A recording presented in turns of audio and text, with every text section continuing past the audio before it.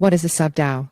Disclaimer: the Industry Talk section features insights by crypto industry players and is not a part of the editorial content of CryptoNews.com. A DAO, or Decentralized Autonomous Organization, is still a fairly new term, with most people outside of the crypto ecosystem either never hearing the term or not knowing what it means. Over thousands of years, the dominating business model has been that of centralization. A business creates a good or service, sells it to customers, and controls all the decisions that need to be made. That there is an emerging business model that goes against everything centralized is amazing in itself, but the reasons are actually fairly complex. It isn't that we suddenly realize that a decentralized organization would be a good idea. Various political systems have tried this many times, though we've never been able to create a system that is both scalable and stable. Centralization or corruption always enter the picture, halting the utopian vision that is pure equality and a community determining their own path. Your typical public company with shareholders may have the appearance of a DAO, with various proposals and votes taking place. However, in practice this is decentralization in name only. The vast majority of public companies have a shockingly small number of shareholders who hold a majority vote. So why has blockchain allowed organizations to become truly decentralized? The DAO is a simple structure. Though it can be set up a number of ways, the general idea is the same.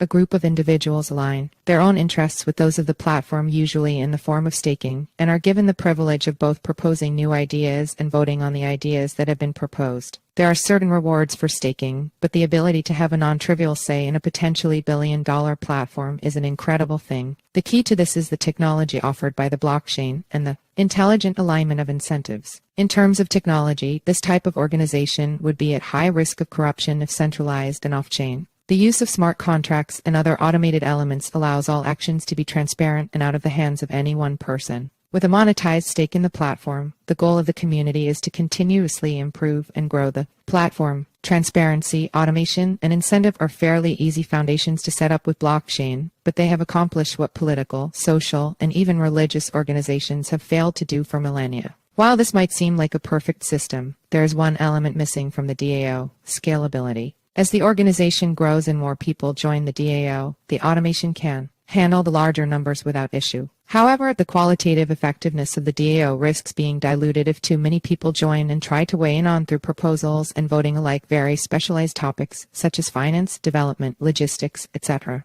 How can we keep everything that makes a DAO great while ensuring it continues to be both efficient and effective as the community grows? This leads to the creation of SubDAOs, which may hold the key to that much-needed scalability. SubDAO basics. A SubDAO is a structure within a DAO that has a very specific scope. Perhaps the most advanced use case of a SubDAO is the work the DYDX Foundation has done to develop an operations trust that will take the form of Operations SubDAO. See the proposal here. In the case of DYDX, there was an initial 6 months period of an operations trust handled by selected individuals in order to organize the structure, determine what is needed for future efforts, and to ensure that the funding is used correctly. However, now that the initial period has concluded, the DAO has voted to establish the effort as a SubDAO with a budget allocated and a scope of responsibilities. Why should an operations effort, or any other effort for that matter, be established as a SubDAO? The biggest reason is scalability. In the case of DYDX Foundation, the work and scope are increasing as the ecosystem continues to develop. If there were a large amount of operations-based proposals on the primary DAO register, it would create two sets of issues. First, the average DAO member would be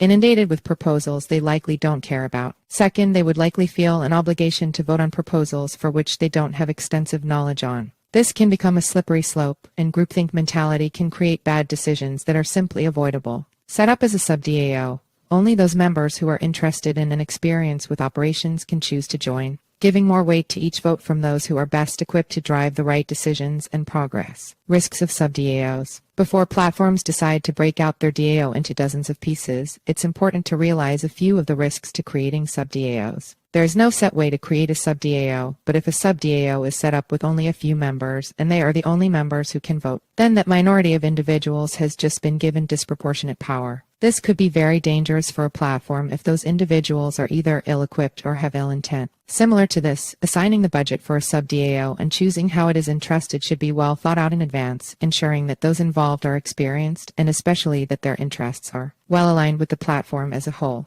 On the horizon, Looking ahead, we should see more and more sub-DAOs created as platforms continue to grow and reach critical mass. No doubt there will be many breakthroughs, lessons learned, and best practices that help to ensure that DAOs can continue to represent the very best of decentralized organizations.